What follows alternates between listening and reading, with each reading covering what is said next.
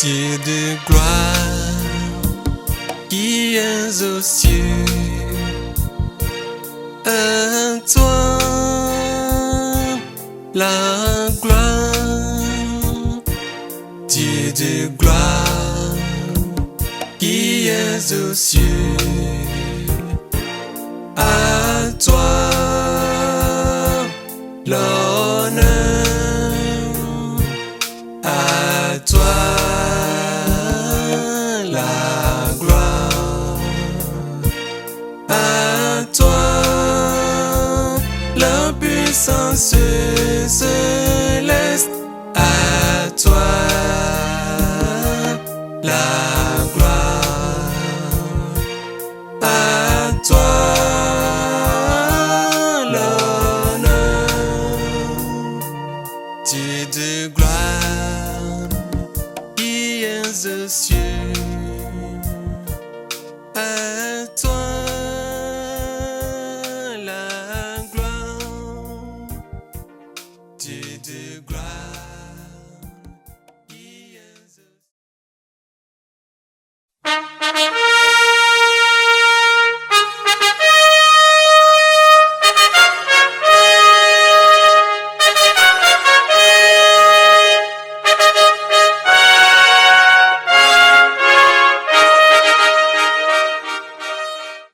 Praise the Lord, Alléluia, Alléluia, Shalom, Shalom. Soyez bénis encore ce matin, Alléluia. Ça fait quelque temps, on ne s'est plus vu pour cette partie. Écoutez et votre âme vivra, Alléluia. Nous sommes arrivés sur le numéro 11, mais les suites viendront un à un. Alléluia, que le Seigneur Jésus-Christ vous bénisse.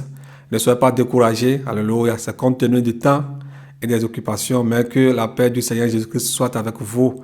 Et allons graduellement, tu iras bien, par la grâce de son Saint-Nom. Alléluia. Soyez bénis ce matin. Ce matin, nous allons encore continuer. Nous faisons en quelque sorte une mise au point sur des thèmes, afin que vous-même, vous pouvez aller en profondeur, que le Saint-Esprit vous aide.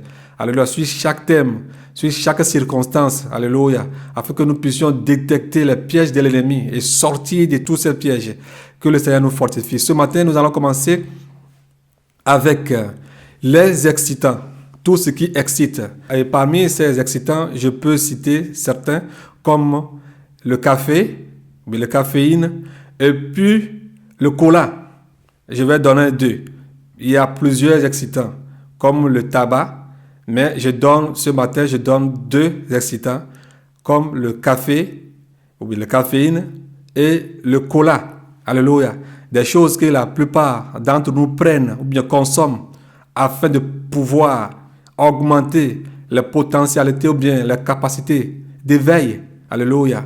Alors que ces choses-là dérèglent le système ou bien l'horloge biologique que Dieu a mis en nous. Alléluia. Nous savons quand nous devons nous coucher et nous savons quand nous réveiller.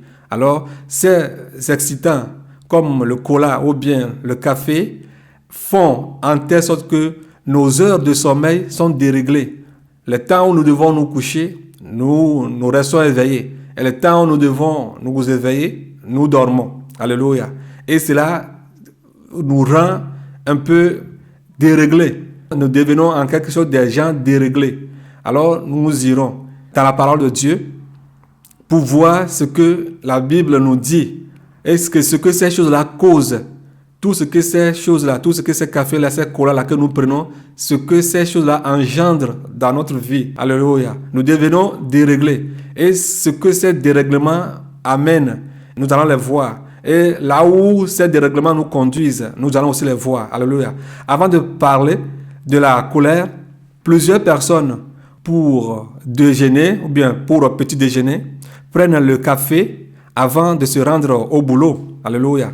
En Occident, la majorité des gens consomment le café. En Afrique ou bien dans certains pays, si je dis bien en Afrique, on produit le café en Afrique.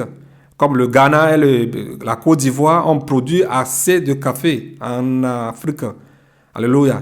Mais dans certains pays comme la Tanzanie et autres, on produit le café. Mais on ne prend pas assez du café. Le café, c'est la majorité de ceux qui sont riches qui prennent ce produit, mais ce n'est pas un bon produit à prendre.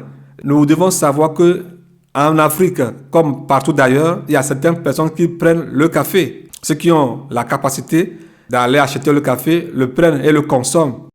Alors, en Occident, la majorité des gens le consomment au travail ou pendant les heures de pause. Plusieurs le prennent. C'est pourquoi je suis en train de préciser un peu l'Occident. Alors, certains étudiants le prennent en Afrique ou comme partout dans le monde entier. Certains étudiants le prennent pour pouvoir être éveillés et apprendre pendant la nuit, dans le but d'être éveillés, afin de pouvoir prendre les leçons. D'autres gens qui travaillent de nuit le prennent afin de pouvoir être éveillés et travailler sans souci pendant de longues heures dans la nuit. Alléluia, vous le savez très bien. Moi-même, j'avais travaillé dans la nuit. Je sais de quoi je parle.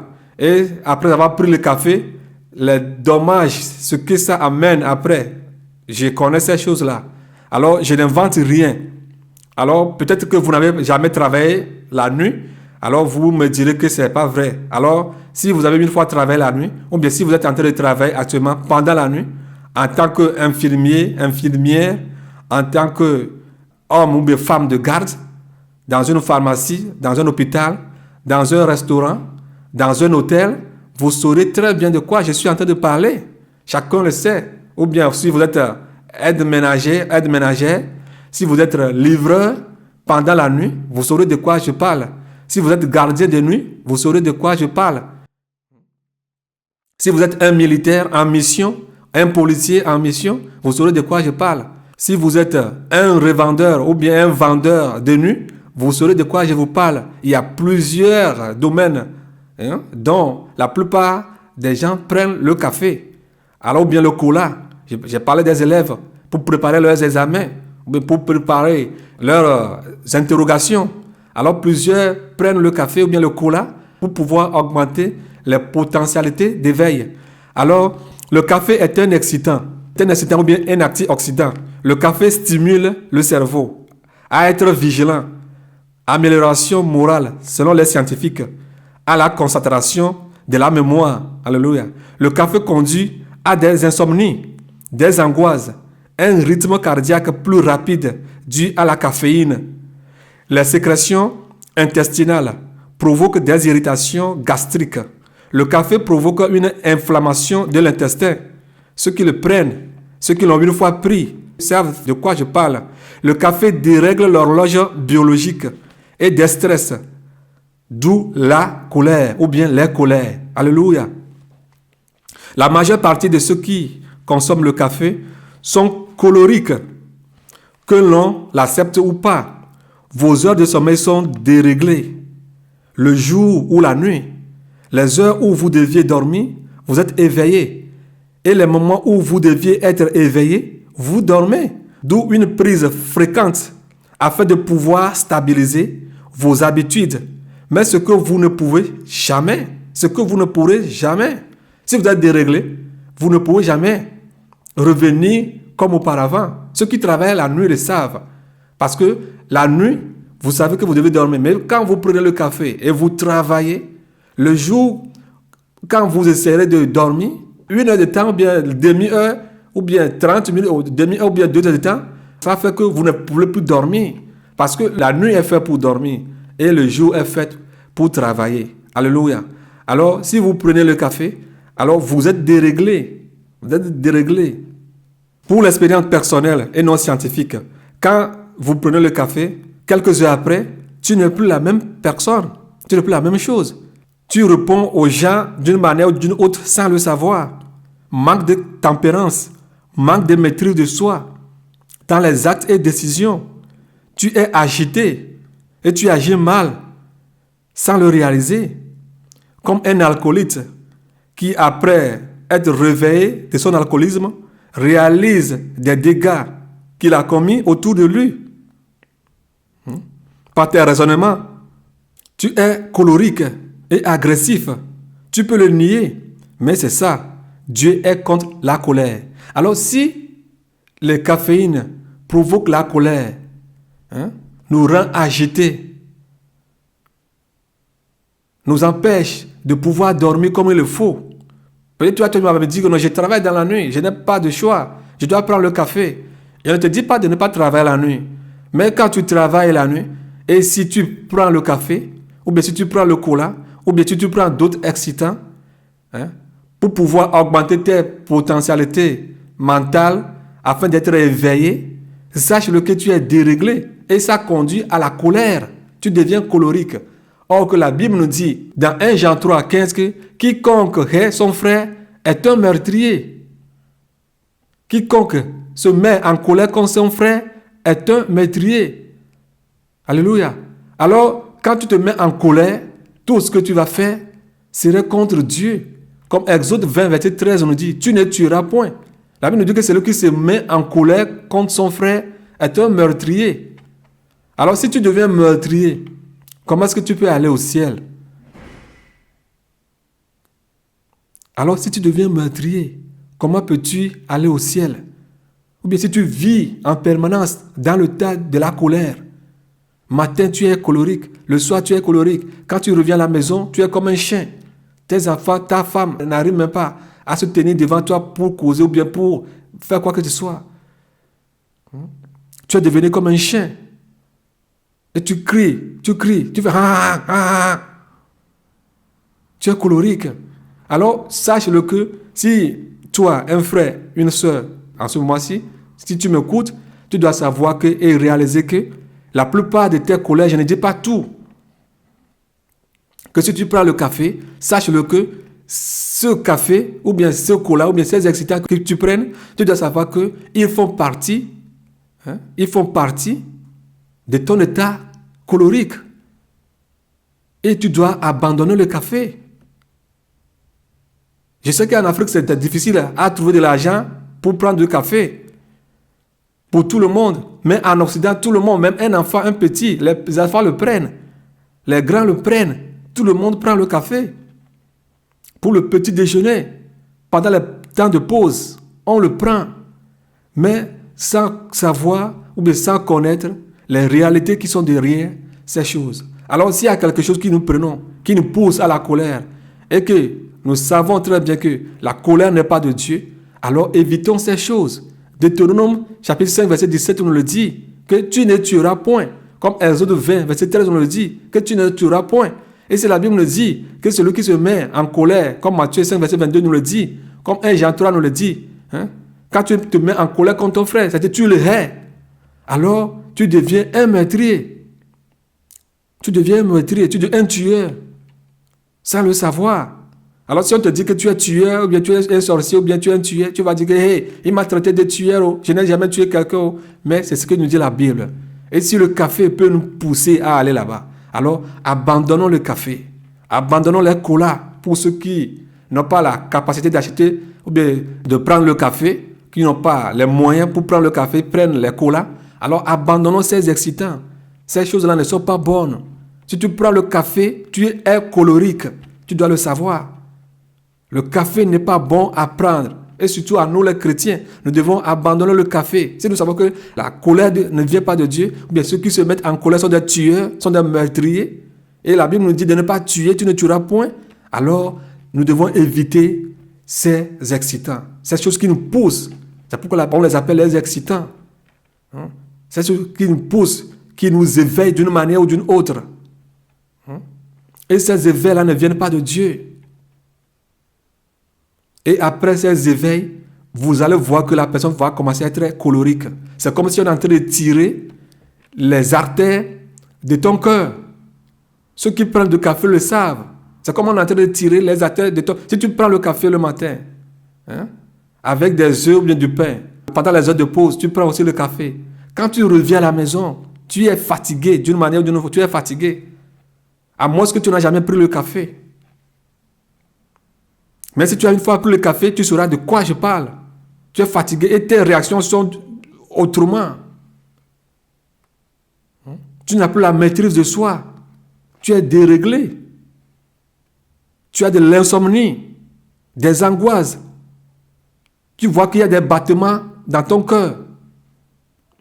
Et quand tu te mets en colère, c'est comme s'il n'y a personne pour t'arrêter. Ceux qui prennent du café le savent. Ceux qui prennent du café le savent. Alléluia. Alors, prenons note et que le Seigneur Jésus-Christ nous aide qu'à travers ce message, ceux qui prennent du café, du cola, du tabac, ceux qui mangent du tabac, et je ne parle pas de ceux qui fument, il y a certains qui mangent du tabac et certains qui mangent les feuilles de cocaïne. Je ne sais pas le pays dans lequel toi tu résides. Si nous prenons par exemple l'Amérique latine, la cocaïne là-bas, c'est comme de l'herbe pour eux. Ils font même du jus avec cela. Évitons ces choses qui nous dérèglent, qui nous conduisent à la dérive sans le savoir et qui nous amènent à la colère. Et que cette colère qui va nous amener à la perdition, à la mort. Que le Seigneur Jésus-Christ vous bénisse pour cette partie. Alléluia. Alors, bien-aimés, renonçons au café. Le café, c'est comme de l'alcool, comme un alcoolique. On parle ou réagit sans savoir ce qu'il est en train de dire. De même va pour celui qui ou celle qui prend du café. Le café est un excitant. Notez-le. Si la colère ne vient pas de Dieu, et ceux qui se mettent en colère contre leurs frères et sœurs ne peuvent pas voir Dieu, pourquoi créer la colère au-dedans de nous? Pourquoi créer la colère au-dedans de nous-mêmes? Je ne dis pas que le café est le seul, ou bien la seule chose qui peut provoquer au-dedans de nous la colère, mais elle fait partie. Tu bavardes quand tu te mets en colère, comme un soulard ou un drogué. Si Dieu aimerait l'alcool ou les drogues, les produits de dopage, il aimerait aussi le café. Et s'il hait tous ces produits, de même va pour le café et le cola. Alléluia. Que le Seigneur vous bénisse. Nous allons continuer. Alléluia. Le port des identités des morts. Alléluia. Le port des identités des morts. Alléluia. Pour aller en détail dans ce domaine, je vais vous donner un témoignage. Je me souviens d'une dame avec qui j'ai fait une institution ici à Bruxelles. Le nom qui se trouve sur sa carte d'identité est Somia. Mais quand on l'appelle Madame Somia, je constate toujours qu'elle est mal à l'aise. La chose n'a pas été totalement claire pour moi avant qu'on se sépare. Je ne peux rien soupçonner, mais ce qu'il y a, c'est que si ce nom-là n'est pas son réel nom. Alléluia. C'est comme si ce nom n'est pas son réel nom. Et je ne peux pas soupçonner, mais c'est après certains moments que je me suis réalisé qu'il y a quelque chose qui n'allait pas avec cette dame. Alléluia. Elle se sent mal. Quand on l'appelle par ce nom, elle se sent très mal. C'est comme si ce n'est pas elle. Le nom qu'on a été d'appeler, ce n'est pas son nom. Elle-même se sent mal. En telle sorte que nous qui le voyons, nous aussi, nous savons qu'il y a quelque chose qui n'allait pas avec elle. Malaise identitaire. Voilà ce qu'elle avait en dedans d'elle. Parce que quoi? Elle porte un nom qui ne l'appartient pas. Elle porte une identité qui n'est pas la sienne. Elle porte une origine qui n'est pas la sienne. Une parenté qui n'est pas la sienne. Alléluia, vous voyez. Alors, elle est mal à l'aise. Tu sais très bien que l'identité que tu as est l'identité d'un mort. C'est-à-dire que quelqu'un est décédé, non déclaré à la police, et tu as acheté cette identité. Peut-être les parents l'ont enterré très vite, sans pouvoir la déclarer. Et ils ont gardé son identité et te l'ont vendue très cher. Très cher. Tu portes en permanence l'identité de ce mort. Pas seulement que tu portes une fausse identité, mais tu es un mort. Parce que cette personne n'est plus sur la terre. Elle est morte. Maintenant, toi, tu portes son identité. Si on dit Elisabeth, tu sautes beau. Et tu dis ça, c'est quoi ça? C'est pas mon vrai nom. Tu le dis dans ton âme et tu réponds à la justice, à la police, à l'administration, sur tes CV, sur ton passeport, dans toutes les agences. Partout, c'est comme ça qu'on t'appelle pour remplir certains documents. Tu remplis ces documents au nom de ce mort. Ma soeur, mon frère, ou bien madame, monsieur, si vous n'avez pas encore donné votre vie à Jésus-Christ, tu as l'esprit de mort qui est toujours derrière toi. Que tu le veuilles ou pas, que tu veux l'accepter ou pas, tu as toujours l'esprit de mort qui est derrière toi. Cet homme-là qui est derrière toi, bien cette dame-là qui est derrière toi, qui est mort, et que tu as acheté sa nationalité ou bien ses identités, elle est toujours derrière toi. Et tout ce que toi tu fais, tu le fais en son nom. Tu le fais à son nom. Tu es un mort. Tu es un mort. Tu es un fantôme. S'il te plaît, si vous vous trouvez dans de pareils cas, il vaut mieux le plus vite se débarrasser de cette identité de mort. C'est que tu es déjà mort. Tout ce qui pèse sur la vie de ce monsieur ou madame décédé, dont tu détiennes ces identités, te suivront aussi. Tout ce qui pèse sur sa vie. Ces choses-là te suivront toi aussi. Si l'esprit de suicide, l'esprit d'alcoolisme, l'esprit de la prostitution, l'esprit de vol, l'esprit de meurtre, l'esprit de la sorcellerie, l'ont guetté, l'ont suivi durant toute sa vie, sache-le que toi aussi tu as des esprits derrière toi. Parce que tu es un mort ou bien tu es une morte. Tu es une femme morte, mais vivant, cadavre vivant. Fais vite, repens-toi. Sinon, tu es mort avant de mourir. Et tu rêves les morts. Et je rêve les morts. Je vois que les morts me suivent. Mais qu'est-ce que tu as comme identité? Je ne parle pas de ceux qui rêvent, qui voient leurs membres de famille. Ça, c'est autre chose. Ce sont les attaques. Ça, ce sont d'autres choses. Mais tu sais consciemment que les documents que tu détiens sont des documents que tu as achetés. Peut-être même que tu n'as jamais connu la personne dont tu détiens les identités. On t'a dit que quelqu'un veut vendre son identité. Tu l'achètes sans savoir que cette personne est morte. Tu achètes ses identités pour pouvoir résider dans ce pays. On peut te dire que non, il a voyagé, il n'est plus ici, il a déménagé, mais il veut vendre sa carte d'identité. Toi, tu l'achètes sans savoir que cette carte d'identité que tu détiens appartient à un mort. Alors tu es un mort. Quand tu es là et tu m'écoutes et tu fais de pareils rêves, tu dois savoir qu'il y a quelque chose qui ne va pas. Il faut savoir que tu détiens la carte d'identité d'un mort. On peut te dire que la personne n'est plus dans le pays. Lui, il a quitté. Hein. Il est reparti en Afrique. Hein. Il est reparti en Guadeloupe. Hein. Il n'est plus là. Il n'est plus en France. Hein. Il n'est plus en Belgique. Il n'est plus en Allemagne. Hein. Et tu as dit, ah bon, il faut que je l'achète. Ah, lui, il a trouvé, il a quitté. Moi, je vais l'acheter. Or que c'est la carte d'identité d'un mort. Certaines personnes, avec certaines maladies, s'ils savent qu'ils sont prêts à mourir, ils rentrent dans leur pays d'origine. Et avant de rentrer, ils vendent leur carte d'identité. Certains vendent leur carte d'identité avant de rentrer dans leur pays. Et si tu achètes ces cartes d'identité, par exemple, la personne est morte dans son pays d'origine. Déjà, tu as les identités d'un mort avec toi. Alléluia. C'est pourquoi vous allez voir certaines personnes, leurs identités ou bien leurs noms se ressemblent à des noms asiatiques ou bien quelque chose comme ça. Il va vous dire, ah, chez nous aussi, on a aussi de tels noms, hein. On a aussi de telles familles. Hein. Oh, madame, monsieur, frères et sœurs, si vous êtes dans des cas pareils, repentez-vous, sortez-vous de là. Sortez de ces fosses. Sortez-vous de ces tombeaux. Tu es déjà enterré avant de mourir. Et dans ça, tu joues. Dans ça, tu dis que tu pries. Dans ça, tu chantes.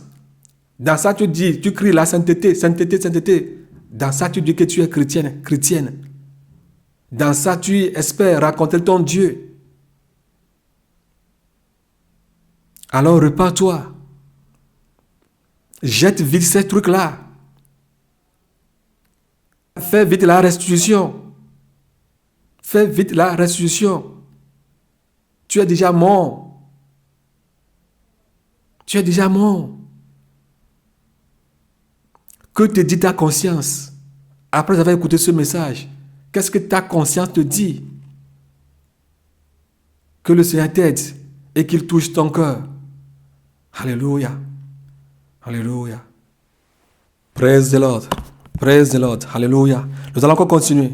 Ceux qui jurent avant l'obtention d'un diplôme, comme un médecin à la médecine, un infirmier, une infirmière, ceux qui jurent sur la constitution d'un État ou d'un pays avant l'obtention de la nationalité, ceux qui sont des avocats, des traducteurs de langue, qui jurent avant les audiences et après les audiences et avant les assises, doivent se repentir, car la parole de Dieu nous dit dans Exode 20, verset 7, « Tu ne prendras point le nom de l'Éternel ton Dieu en vain, car l'Éternel ne laissera point impuni celui qui prendra son nom en vain. » Alléluia. Lévitique 19, verset 12, « Vous ne jurerez point faussement par mon nom, car tu profaneras le nom de ton Dieu. Je suis l'Éternel. » Alléluia. Matthieu chapitre 5, verset 34 et le verset 37. Bon, on va lire le verset 37. « Que votre parole soit oui, oui, non, non. Ce qu'on y ajoute vient du malin. » Alléluia. Mais moi, je vous dis, le verset 34, de ne jurer aucunement, ni par le ciel, parce que c'est le trône de Dieu. Alléluia. Jacques chapitre 5, verset 12. Jacques 5, verset 12. Avant toute chose, mes frères, ne jurez ni par le ciel, ni par la terre, ni par aucun autre serment, mais que votre oui soit oui et que votre non soit non, afin que vous ne tombiez pas sous le jugement. Alléluia. Si nous lisons aussi Matthieu 23, à partir du verset 16 à 22, nous allons voir aussi les mêmes choses. Alléluia. Alléluia. Alléluia. Que votre oui soit oui et que votre non soit non. Et que tout ce qui s'ensuit vient de l'ennemi, le diable. Ce sont des pièges. Faites attention. Faites attention. Prenons par exemple un monsieur M ou une dame L qui voulait obtenir la nationalité togolaise par exemple, et bien que par exemple, est contraint de jurer sur la constitution togolaise, ou bien la constitution béninoise, ou bien la constitution américaine, ou bien sur la constitution belge, qu'elle n'a jamais consulté ou bien qu'elle n'a jamais lu. Tu n'as jamais consulté cette constitution. Et on te dit de jurer sur cette constitution. Ou bien à la police, on te dit de jurer. Tout ce qu'ils vont dire, de le répéter. Elle n'a aucune idée sur la constitution, ou bien la contenance de cette constitution. Et pourtant, elle pose sa main sur la constitution en faisant allégeance à l'autorité, c'est-à-dire à la quasi-totalité de cette constitution, qu'elle ou qu'il jure de suivre de A à Z tout ce qui est écrit dans cette constitution, sans saboter ou se lever contre elle. C'est pourquoi la Bible dit que la foi vient de ce qu'on entend, et ce qu'on entend vient de la parole de Dieu. Si tu crois dans ton cœur que le Seigneur Jésus-Christ est le Messie, qu'il est venu mourir pour toi, et si tu le confesses avec ta bouche, tu seras sauvé. Alors déjà tu sais de quoi on est en train de parler. Avant de le confesser, il faut savoir celui qu'il est, ce qu'il est pour toi. Avant de dire qu'il sera le Seigneur, le Sauveur, Seigneur de ta vie, il faut savoir ce qu'il est pour toi. C'est pourquoi nous confessons le Seigneur Jésus-Christ. C'est pourquoi nous disons, Seigneur Jésus, nous voulons te suivre. Tu es le maître de notre vie. Tu es venu mourir pour nos péchés. À partir d'aujourd'hui, nous avons décidé de te suivre, de t'appartenir. Alléluia. Toute notre vie, que tu sois le Seigneur, le maître de notre vie. Nous voulons faire ta volonté. Écris notre nom dans le livre de vie. Alléluia. Tu sais ce que tu es en train de dire. Ce n'est pas une comédie. Alors si, gaillardement, tu te lèves et tu commences à poser ta main sur une constitution, en commençant à jurer, je veux, moi, elle, moi, M, je jure que je vais obtenir la nationalité américaine, que je ne vais jamais décevoir les États-Unis, que je ne vais jamais décevoir le pays, le Togo, ou bien le Cameroun, ou bien n'importe quel pays que vous voulez. Je ne sais pas comment ça se fait chez toi. Mon frère, la Bible nous dit que notre oui soit oui, notre non soit non. Je parle de ceux qui jurent. Je parle de ceux qui jurent avant d'obtenir quoi que ce soit. À la médecine, avant d'avoir ton master. On vous dit de jurer. Et toi aussi, tu commences aussi à jurer. Avant d'obtenir tes diplômes, tu commences à jurer. Mon frère, ma soeur, est-ce que c'est le Seigneur Jésus-Christ qui te dit d'aller jurer? Oui, je vais faire le travail de la médecine, mais je ne jure pas. As-tu lu tout ce qui se trouve dedans? Les engagements, l'allégeance que tu es en train de faire. Sais-tu ce que tu es en train de faire? Le sais-tu? Bien-aimés, nous avons beaucoup de choses dans nos vies. Alors, fais la restitution. Fais la restitution. Peut-être ces engagements que tu as pris, tu n'arrives même pas à les respecter. Tu as apporté, tu as prêté serment, tu as fait allégeance, mais tu n'arrives même pas à engager. Chaque temps tu bavardes, tu parles même mal de cette nation, de cette nationalité que tu veux obtenir, que Dieu ne t'a même pas donné. Tu parles mal de cette nation, mais pourtant tu as prêté allégeance. Oh, ce pays-là n'est pas bon, oh. Ils ne sont pas bons, oh. Ils sont comme ça, oh. Ils sont comme ça. Mais c'est toi qui as prêté serment, que tu es devenu membre ou bien fils de ce pays. Hein? Mais c'est toi qui es en train de dénigrer encore ce pays. As-tu oublié les engagements que tu as pris, l'allégeance que tu as faite? As-tu oublié? Ne sais-tu pas que tu es dans l'erreur en permanence? Ne peux-tu pas te repentir? Ne peux-tu pas te repentir? Qui t'a conduit à le faire cela? Tu le sais, moi je ne le sais pas. Moi je ne le sais pas. Alléluia. Alléluia. Alléluia. Alors repentons-nous. Repentons-nous, tu ne sais même pas ce qui se trouve dans ces engagements que tu es en train de prendre.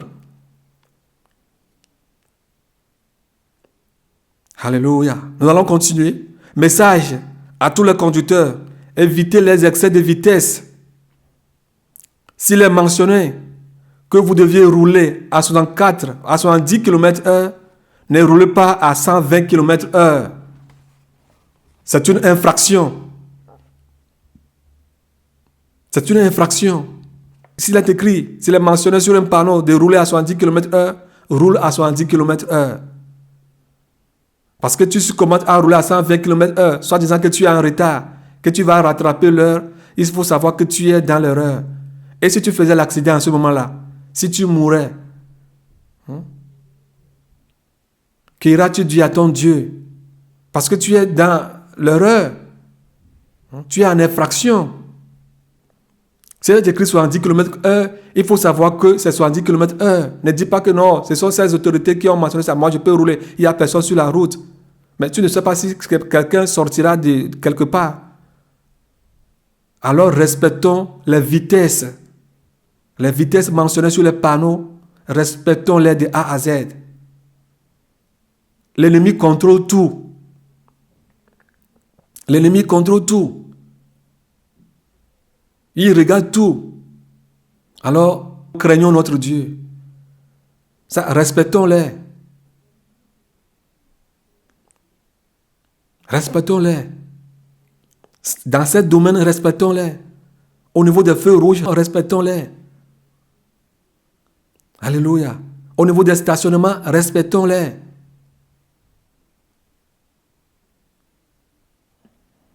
Cela va de même pour les conducteurs qui garent leur voiture sur les places payantes sans payer. Nous garons les voitures sur les places payantes sans payer. Mais ma soeur, mon frère, tu es endetté. Quand tu gares sur une place payante, paie. Ne fais pas, non, je vais faire 2 minutes seulement, je ne vais pas payer, tu fais j'ai garé, je ne vais pas payer, et tu sors. Non, quand tu gares, tu dois payer. Alors paie. Tu peux dire qu'il n'y a personne là-bas qui te regarde. Le diable te voit. L'accusateur te regarde. Alors si vous garez à quelque part, si c'est une place payante, payez. Alors payez comme il le faut. Alléluia. Nous allons continuer avec les faux certificats de maladie, de travail. Alléluia. Les faux certificats de maladie de travail. J'avais travaillé quelque part ici, à Bruxelles. Les gens prenaient les faux certificats de travail. Ils mentaient et ils s'en allaient faire ce qu'ils veulent. Ils s'en allaient faire ce qu'ils veulent. Et quand vous prenez avec les certificats de maladie comme ça, l'employeur va continuer toujours à vous payer. Et eux, ils profitent. Ils s'en vont travailler ailleurs. Ils s'en vont faire leurs choses, tout ce qu'ils veulent. Peut-être certains ont des étrangers qui vont les visiter. Ils s'en vont faire leurs trucs, soit disant qu'ils sont malades. Ils s'en vont voir leur docteur, mentir à leur docteur. Les docteurs vont leur délivrer un certificat de maladie. Et ils viendront présenter ça au coordinateur, hein, qui va envoyer ça à la direction. La direction va leur payer. Ce sont des fraudes. Mon frère, ma soeur, si tu es dans ces cas, arrête. Alors arrête. Certains vont vous proposer, hey, toi tu n'es jamais malade, mais profite. Profite. Les gens sont en train de demander des faux certificats de maladie. Mais toi aussi fais. Toi aussi fais. Profite.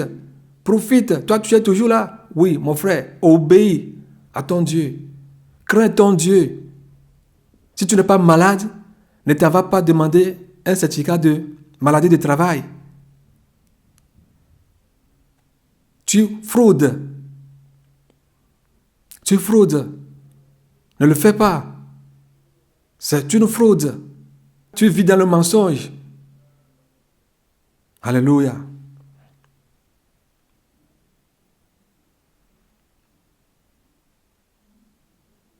Alléluia. Et si dans votre travail, si tu vois que tu n'es pas malade, et si tu veux prendre des congés, ne prends pas des congés de maladie. Alors, prends un congé non payé. Prenez des congés non payés pour faire vos affaires ou bien ce que vous avez à faire. Prenez des congés non payés. Ne prenez jamais congé de maladie parce que votre cousin viendra vous rendre visite pendant une semaine ou bien pendant ce temps-là. Ou bien vous irez faire de telle affaire personnelle. Si vous prenez un congé maladie, que cela soit vraiment un congé maladie. C'est-à-dire que vraiment, vous êtes malade parce que l'entreprise dans laquelle vous travaillez continue à vous payer. C'est-à-dire garantir vos périodes de maladie. Alors, un faux congé de maladie est une fraude. Que vos actes soient exemplaires parmi les païens afin qu'ils aient connaissance à votre Dieu et qu'ils viennent à la lumière, comme le dit la parole de Dieu. Si vous vivez dans ces actes, repentez-vous. Repentez-vous. Repentez-vous. Un message à tous les parents chrétiens. Si votre fille vient vers vous et vous dit que Dieu lui a montré que le frère Jacques est sa côte, s'il vous plaît, ne prenez jamais les dots de celle-ci. Ne prenez jamais les dots de celle-ci sans avoir reçu une confirmation répétée de Dieu. Ne recevez rien comme dot et ne participez jamais à de tels mariages sans l'avis favorable du Seigneur Jésus-Christ. N'allez pas, si elle veut faire ce mariage seule, malgré vos conseils et interventions, laissez-la faire. Mais ne prenez rien, ne participez même pas. N'ayez pas peur. Dites-la la vérité. Dites la vérité afin qu'on vous haïsse. Si, pareillement, vous avez un fils, Jacques qui vient vers vous et vous dit que Elisabeth est sa côte, papa, maman, c'est celle-là qui est ma côte, qui est l'os de mes os et la chair de ma chair. Cherchez vous-même Dieu, les parents. Ne vous figez pas sur la chair. Si vous n'avez rien reçu, ne payez pas la dot pour votre fils. N'allez même pas à ce mariage si vous n'êtes pas convaincu par le Seigneur. Vous, frères et sœurs, amis ou bien proches de celle ou celui-là, n'allez pas en de tels mariages si vous n'êtes pas convaincus qu'ils sont faits l'un pour l'autre. 1 Corinthiens 11, verset 18 à 19. Ephésiens 5, verset 11. Alléluia. Ne participez même pas à ces mariages. N'allez même pas. Si c'est votre maman qui vous dit qu'elle a trouvé un homme que Dieu lui a parlé de marier, n'allez même pas. Ne mettez même pas pied là-bas. Ne mettez même pas pied là-bas. Alléluia. Alléluia. Ceux qui mettent ou couvrent les œuvres du diable par la bénédiction de Dieu, c'est-à-dire les bénédictions farfelues, à la place de la bénédiction divine, donnez un nom ou adjectif divin à ce qui est du diable. C'est Dieu qui le bénit. comme ça. Hein. C'est Dieu qui lui a donné cette intelligence, hein, alors qu'il est ancré dans l'occultisme. C'est Dieu qui les a unis, mari et femme, hein, alors que la femme qu'il a est une sirène des eaux, déguisée en agneau, ou vice-versa. Il ou elle est morte, et Dieu merci, il ou elle est au ciel, sans que tu aies une révélation divine, je dis bien divine, de sa destination finale. Alors, méfions-nous de tout ce qui sort de nos bouches, tout ce que nous prononçons à la faveur de Dieu, mais qui ne vient pas de Dieu. Alléluia. Mais qui ne vient pas de Dieu. Quand est-ce que allons-nous faire de telles restitutions si réellement ces choses que nous proclamons, ces choses que nous prononcions ne viennent pas de Dieu? Quand est-ce que, ma soeur, mon frère, pourras-tu faire ces restitutions? Alors méfions-nous sérieusement. Nous devons nous méfier. Ceux qui appellent leurs cohabitants ou cohabitantes, époux ou épouses, ou bien mari et femme, si cela n'est pas vrai devant Dieu, sachez-le que vous mentez et vous vivez chaque jour dans le mensonge, parce que vous appelez ce qui n'est pas le vôtre, votre propriété, c'est-à-dire mari ou bien femme. Je le répète, peu importe le nombre d'enfants que tu as avec cet homme ou cette femme, si elle n'est pas l'os de tes os ou chair de ta chair, tu te trompes, tu seras un jour surpris et ce sera trop tard. Alors, si vous n'êtes pas convaincu que quelqu'un et quelqu'une ne sont pas mari et femme, ne les appelez pas des mariés. Ne le dis même pas ton mari est venu, hein. Ta femme est là, hein. Ta femme t'appelle. Hein. Est-ce que c'est sa femme? Est-ce que c'est son mari? Alors faisons très attention. N'appuyons pas les péchés des autres. S'ils veulent vivre dans leur péché, dans leur état, comme ils le veulent, comme ils le sentent, laissez-les. Tu peux dire, monsieur X, monsieur L t'appelle, hein? Monsieur X t'appelle, hein? Ou bien, maman de tel fils, papa de telle fille. Tu peux l'appeler comme ça. Mais si tu commences à dire ton mari, ta femme, ton mari, ta femme, et si cela ne venait pas de Dieu, sache-le que tu es en train de mettre des tampons sur les péchés d'autrui. Tu es en train d'agréer, d'apprécier les péchés d'autrui. Alors fais attention. Faisons attention. Faisons attention. Avec ta femme, ton mari, que nous arrivons à prononcer chaque temps. Faisons attention. Alléluia. Les commentaires que vous faites sur Internet. Faites attention aux commentaires que vous portez sur Internet.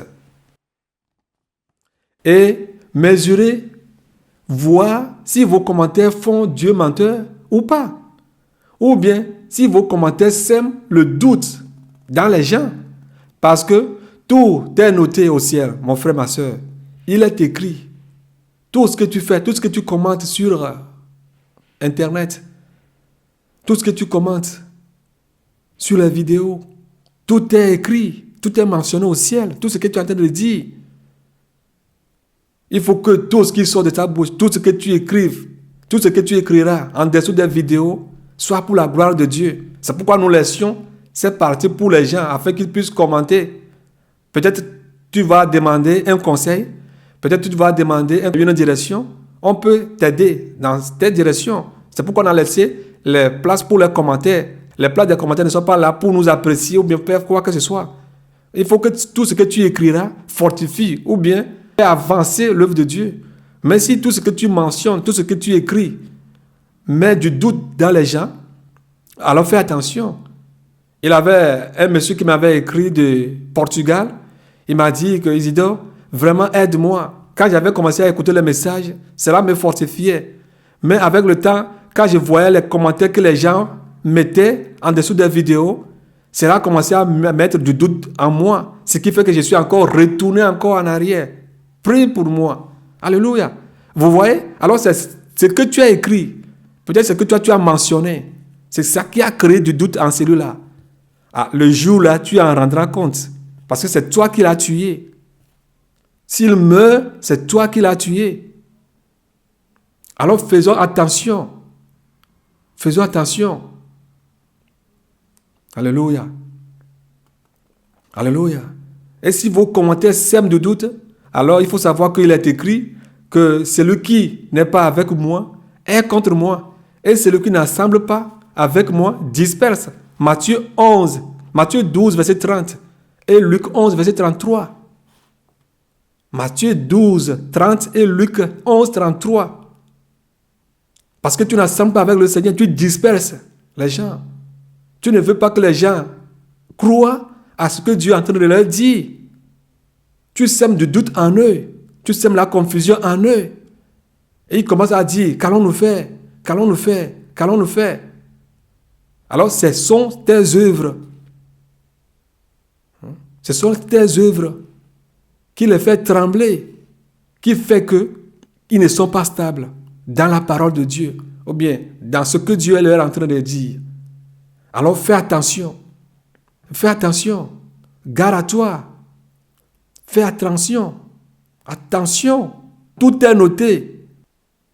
Alors, faisons très attention. Monsieur, ce que tu penses, Dieu le connaît. Bien-aimé, je vais te dire que chaque humain a son micro connecté à la table de message de Dieu. C'est comme un micro. Tout ce qui sort de ta bouche va sonner dans les baffles de Dieu, que tu le veuilles ou pas. Et chacun a sa piste. J'ai ma piste, tu as ta piste. Même ce que tu penses dans ton cœur, ce que tu imagines dans ta pensée, c'est du son qui sonne devant le trône de Dieu qui est noté. C'est pourquoi la Bible nous dit que tout ce qui est vrai et honorable soit l'objet de nos pensées. C'est pourquoi le Seigneur Jésus-Christ arrivait à lire le cœur, la pensée des pharisiens, des sadduciens. Et il leur parlait selon ce qu'ils pensaient, que ce que nous pensons soit honorable. Il faut que ce que nous pensons, tout ce qui est dans notre cœur, tout ce qui est dans notre pensée, glorifie Dieu. C'est pourquoi la Bible nous dit de le louer, de le glorifier avec toute notre pensée. Alors que si ta pensée est impure, comment peux-tu louer Dieu avec cette pensée? Si ton cœur est un cœur chagrin, est un cœur meurtrier, comment est-ce que peux-tu louer Dieu? Or que David dit, Dieu crée en moi un cœur pur. Parce qu'il sait que sans un cœur pur, on ne peut pas glorifier Dieu. On ne peut pas glorifier Dieu avec un cœur tortueux, un cœur meurtrier. Alléluia. Alors tout ce que vous écrivez, ce n'est pas à nous que vous l'écriviez. Ce n'est pas au Père des Nations, ni à moi, mais vous l'écrivez à Dieu et tout est noté. Alors tout ce que tu penses chez toi, Dieu le connaît. Tout ce qui sort de ta tête, tout ce que tu dis, Dieu le connaît. Ce qui faisait que, alors repentons-nous. Repentons-nous. Alléluia. Alléluia. Ici, je m'en vais parler aux artistes, les musiciens, les réalisateurs, les scénaristes, qui portent des pseudos ou des noms de déguisement. Ce sont des noms de déguisement. Alléluia. Si tu es chrétien, tu t'es inscrit dans une société, dans quoi que ce soit, avec des noms de déguisement, je t'en prie, fais la restitution. Plusieurs personnes que nous voyons, plusieurs artistes, plusieurs stars que nous voyons, tous, leurs noms ne sont que des noms de déguisement. Ils sont autre chose, mais ils portent autre chose. En tant que chrétien, pouvons-nous déguiser? Le chrétien peut-il se déguiser? La question que tout chacun de nous peut se poser. Le déguisement extérieur, est-ce qu'un chrétien peut se déguiser? Or que la Bible nous appelle, nous interpelle à nous dépouiller. Alors si tu te déguises jusqu'à te déguiser en nom, sache-le que tu as des problèmes. Plusieurs personnes, au niveau des syndicats, se sont déguisés. Les footballeurs que vous voyez, ils sont déguisés. La plupart, ce ne sont pas leurs noms. Ils sont déguisés en âge, en nom. Alors, ils vivent dans le mensonge. Le diable le sait. C'est pourquoi il a inventé toutes ces choses-là. Alors, si tu t'es déguisé, si tu as des pseudos, au moment où moi j'avais fait mon premier CD, comme je vous l'avais mentionné dans d'autres vidéos, je m'étais déguisé à la Sabam. À la Sabam en Belgique, ici, je me suis déguisé en un nom. Et c'est ce nom qui se trouvait sur mon CD. Parce que c'est la loi. Tu ne dois pas porter ton propre nom. que tu dois prendre un nom. Alors j'ai pris un nom, j'ai pris mon nom, j'ai composé avec mon nom, avec le nom de mon papa, de ma maman. J'ai mixé ces noms pour donner un nom. Est-ce que c'est ce que Dieu veut de nous? Alors vous qui vous déguisez en pseudo, alors arrêtez ces choses. Arrêtez. Les prêtresses de vaudou aussi le font. Les prêtresses de vaudou, elles aussi le font. Les prêtresses de vaudou le font. Quand vous voyez un vaudou man, ou bien une femme vaudou, ou bien un homme vaudou, le nom que celle ou celui la porte n'est pas son vrai nom. Quand ils rentrent dans le vaudou change leur nom. Il leur donne un autre nom.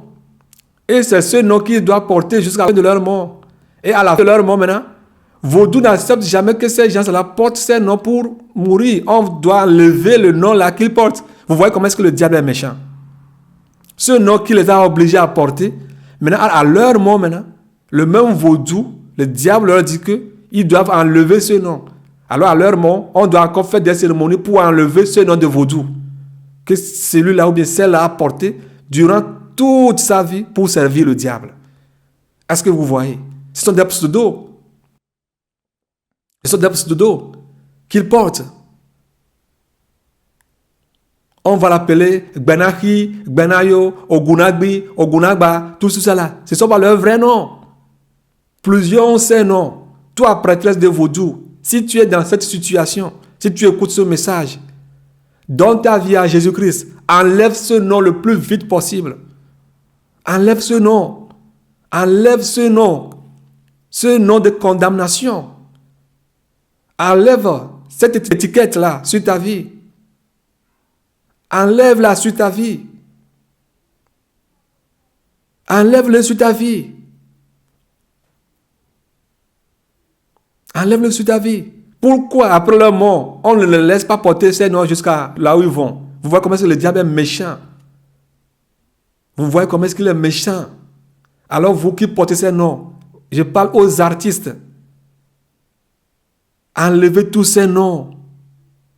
Et quand vous appelez une femme vaudou, une prêtresse de vaudou, par son vrai nom, on va vous dire que vous êtes tombé en erreur, que vous devez payer certaines choses pour faire les sacrifices aux idoles, que vous avez transgressé, que vous l'avez offensé.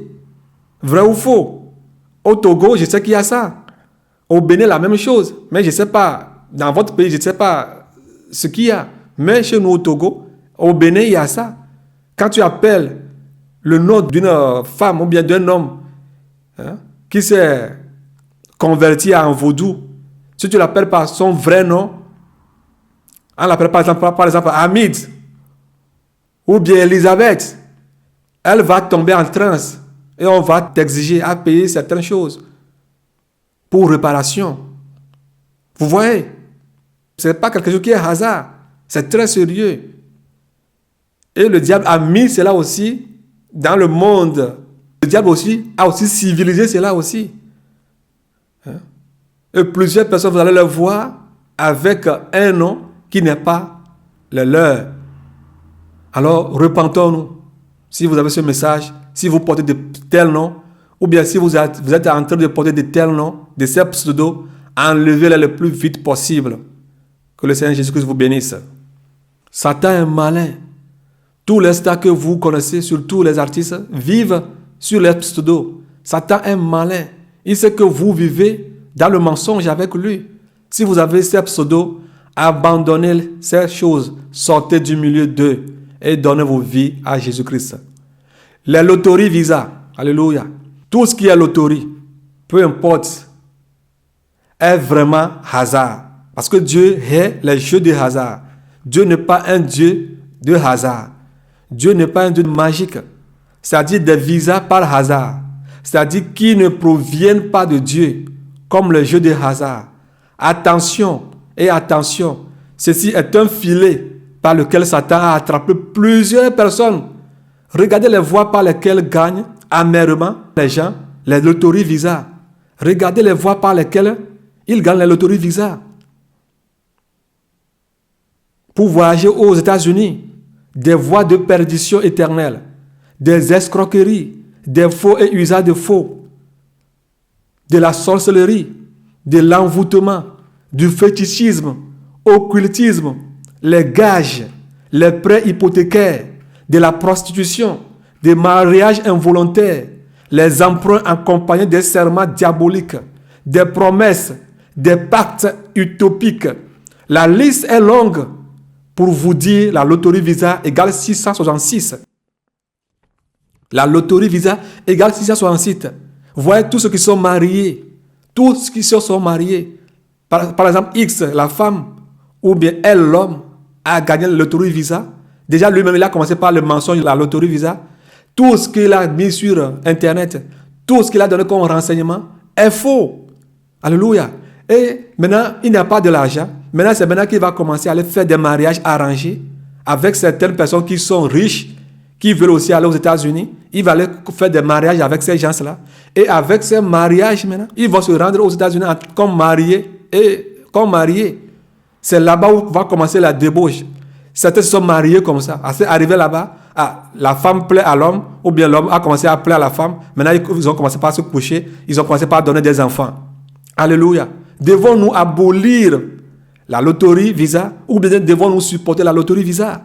Alors toi, chrétien, qui te bats maintenant, en ce moment, et tu veux aller aux États-Unis par tous les moyens, loterie Visa, loterie Visa, loterie Visa, ça c'est pas malo, c'est loterie. Si Dieu est la loterie, alors que ce soit loterie, quoi que loterie, ou loterie de l'argent, loterie Visa, loterie quoi que ce soit, c'est loterie, c'est loterie.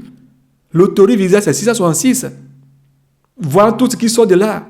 Nous commençons à célébrer des mariages, à organiser des mariages. La famille est au courant. Les deux familles sont au courant. Le maire est au courant. La préfecture est au courant.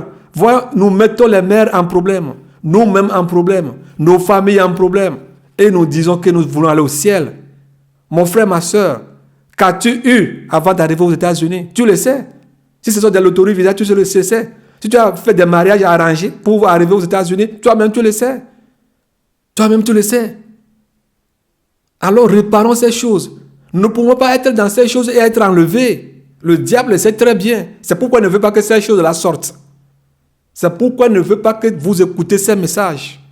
Alors si tu as écouté ce message, si tu es parti aux États-Unis avec des loteries Visa, ma soeur, tu sais comment est-ce que tu es arrivé là-bas. Je te dis que loterie Visa égale 666 parce que c'est la loterie.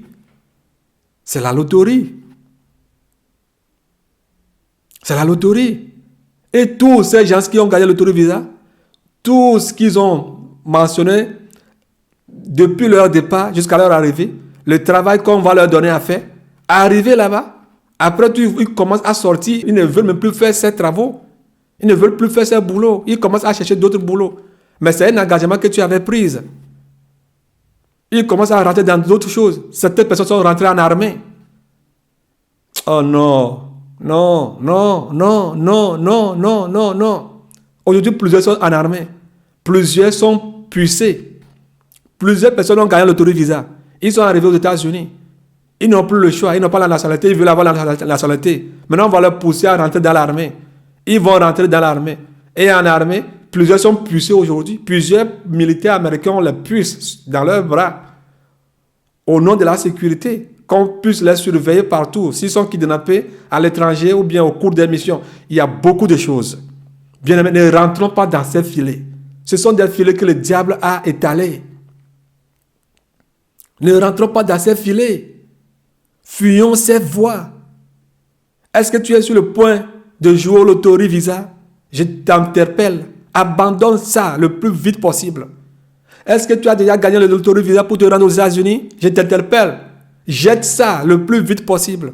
Est-ce que tu es sur la voie de te marier à un homme qui n'est pas ta côte ou bien à une femme qui n'est pas ta côte pour faire des jonglages et aller aux États-Unis? Peux-tu appeler ça la volonté de Dieu? Est-ce qu'une loterie peut être volonté de Dieu? Est-ce qu'un chrétien peut aller jouer la loterie pour prendre de l'argent et donner l'argent, gagner de l'argent et donner cette somme à Dieu?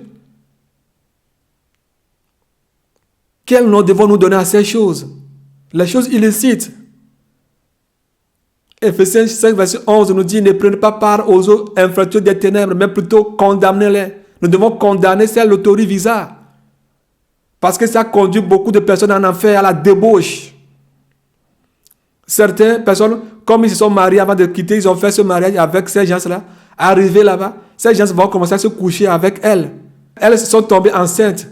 Alors pour ne pas devenir des femmes impudiques ou bien des femmes infidèles, elles sont parties faire l'avortement. De même pour ces hommes aussi. Ils sont partis avorter ces grossesses. Parce qu'un jour, leur femme ou bien leur mari sauront réellement qu'ils ont donné naissance.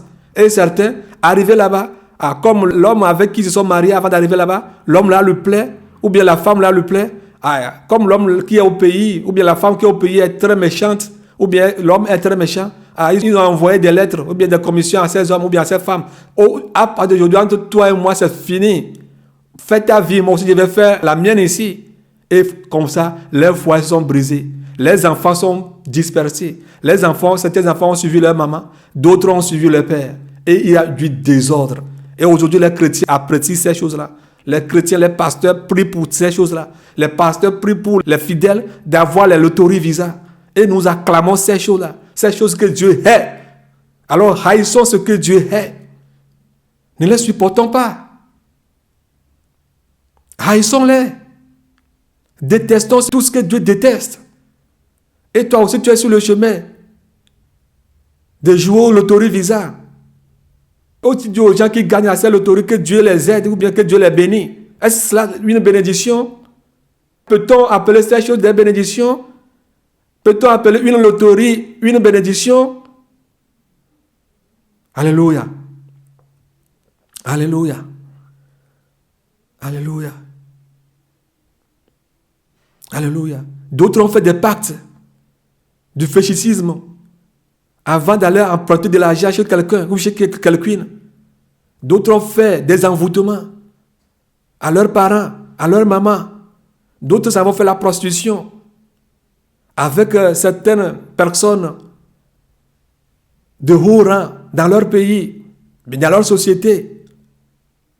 Des mariages involontaires, des emprunts. Et après, tu meurs sans pouvoir payer leurs emprunts. Et ils s'en vont en enfer. Et les parents qui les ont cautionnés sont attaqués au pays. Oh, bien-aimé, je n'ai pas le temps d'étaler tout, mais brièvement, je vais vous dire ce qu'il y a dans la loterie visa. Au moins, quand même, je pense que vous avez pris note et que le Seigneur vous bénisse. Si tu es dans ces conditions, tu as des problèmes. Je ne suis pas là pour te décourager, mais pour te dire la vérité. Tu peux me haïr, mais c'est ça. Je ne veux pas te dire ce que toi tu veux entendre. Non, c'est ça. C'est ça, c'est 666. L'autorité visée, c'est 666. C'est 666. Alors sortez de là. Alléluia. Je vais vous dire, faites attention aux magasins de deuxième main. À cause de certaines choses qui sont volées et qui restent toujours volées. Je dis bien à cause de certaines choses qui sont volées. Je ne dis pas que toutes choses sont volées. Attention aux deuxième main. Au magasin de deuxième main, à cause de certaines choses qui sont volées, qui sont revendues. Ces choses volées qui sont revendues dans ces magasins restent toujours des choses volées. Et si tu t'en vas en tant que chrétien acheter ces choses, sache-le que tu as des choses volées chez toi. Parce que celui ou celle de qui ces choses sont volées est toujours à la recherche de ces choses. Et crie toujours vengeance, malheur à celui qui a pris ces choses. Par exemple, comme des portables, les GSM volés. Alors faites attention. Les motos volées, les vélos volés. Je ne parle pas d'un frère ou bien une soeur qui veut te vendre légalement sa voiture qu'elle a achetée ou bien sa moto qu'elle a achetée ou bien qu'elle a achetée. Ce n'est pas de ça que je parle. Je parle des magasins de deuxième main. Et beaucoup de ces gens qui sont dans la deuxième main, les magasins de deuxième main, aiment beaucoup acheter des choses volées à vil prix et le revendent très cher. Alors faisons très attention. Chrétiens, faites très attention. Les lits d'occasion, les matelas d'occasion, les téléviseurs d'occasion, les radios d'occasion, les GSM d'occasion.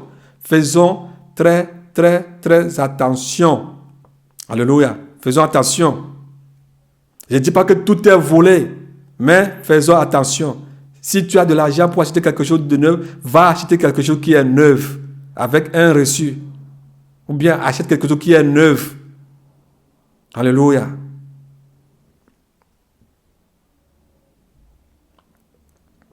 Alléluia. D'un autre cas, dans la plupart de ces matelas, il y a des gens qui ont commis beaucoup de choses sur ces matelas. Des gens qui ont fait le sexe sur les matelas. Ils ont joué tout sur les matelas. Leur lit, c'est devenu comme pour eux un champ d'entraînement de sexe. Ils ont joué tout sur ces lits. Mon frère, ma soeur, est-ce que toi, chrétien, peux-tu aller acheter ces lits d'occasion, ces matelas d'occasion, en disant que les matelas neufs sont chers? Alors faisons attention. Ils ont laissé des spermes. Les femmes ont éjaculé sur ces matelas. Ces matelas sont devenus impurs. Peux-tu utiliser ces matelas? Peux-tu utiliser ces lits?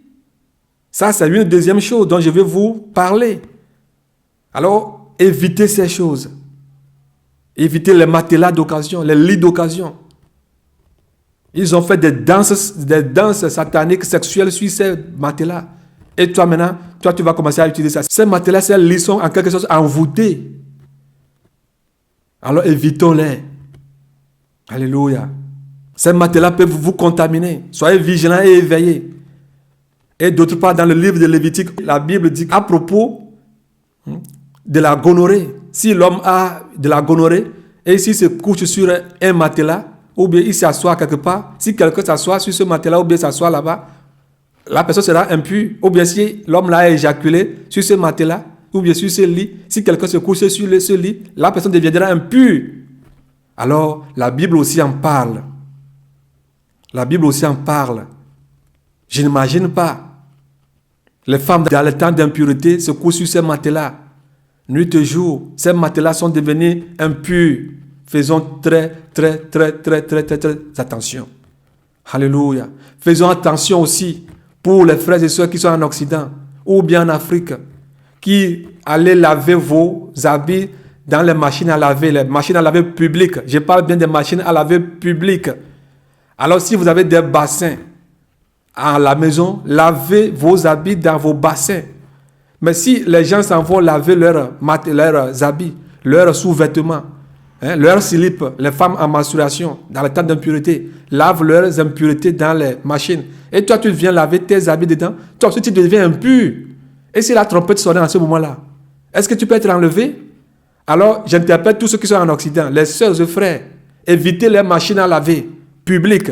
Tu peux acheter une machine à laver à la maison, toi seul, et laver les impuretés dedans. Laver les impuretés dans ta machine à laver seul. Là, je parle aux femmes.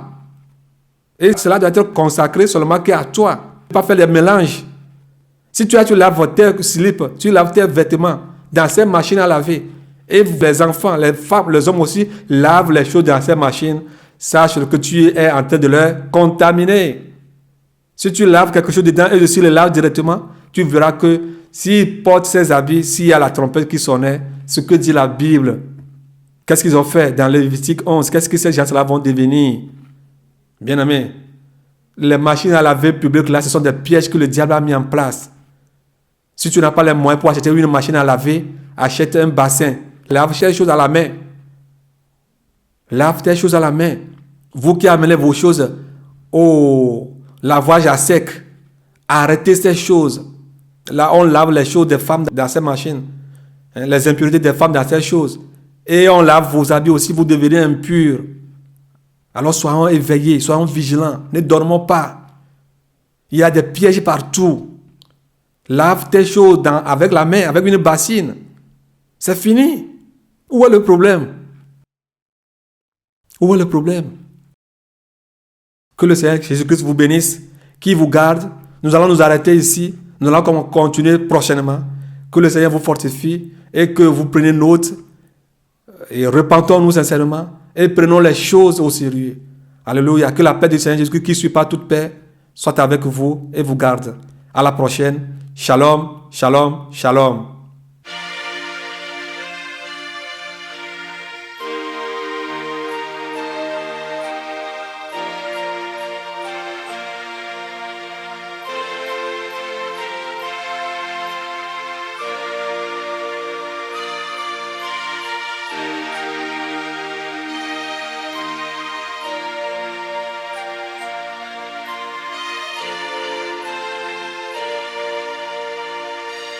Dieu de gloire, qui es aux cieux. À toi la gloire, Dieu de gloire, qui es aux cieux. À toi l'honneur, à toi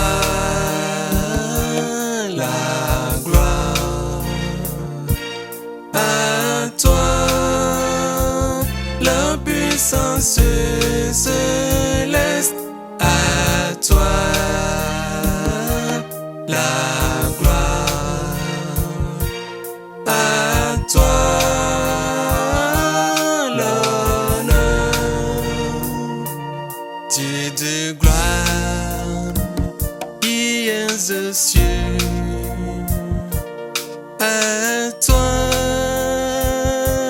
la gloire, Dieu de gloire, qui es aux cieux. À toi l'honneur, à toi la gloire, à toi la puissance céleste, à toi la gloire, à toi l'honneur. Puissance, puissance à notre Dieu qui est sur le trône. Je t'adore. Puissance, puissance à notre Dieu qui est sur le trône. Alléluia, alléluia, à notre Dieu qui est sur le trône. Alléluia, je me alléluia, à notre Dieu qui est sur le trône. Autorité, autorité à notre Dieu, oh yeah, qui est sur le trône. Autorité, autorité à notre Dieu qui est sur le trône. Sagesse, sagesse à notre Dieu qui est sur le trône. Sagesse, sagesse à notre Dieu qui est sur le trône. Gloire et majesté, gloire et majesté à notre Dieu qui est sur le trône. Gloire et majesté, gloire et majesté à notre Dieu qui est sur le trône. Reconnaissance, reconnaissance à notre Dieu qui est sur le trône. Reconnaissance, reconnaissance à notre Dieu qui est sur le trône. Puissance, puissance à notre Dieu, Alpha et Oméga, qui est sur le trône. Puissance, puissance puissance à notre Dieu qui est sur le trône. Sagesse, sagesse à notre Dieu qui est sur le trône.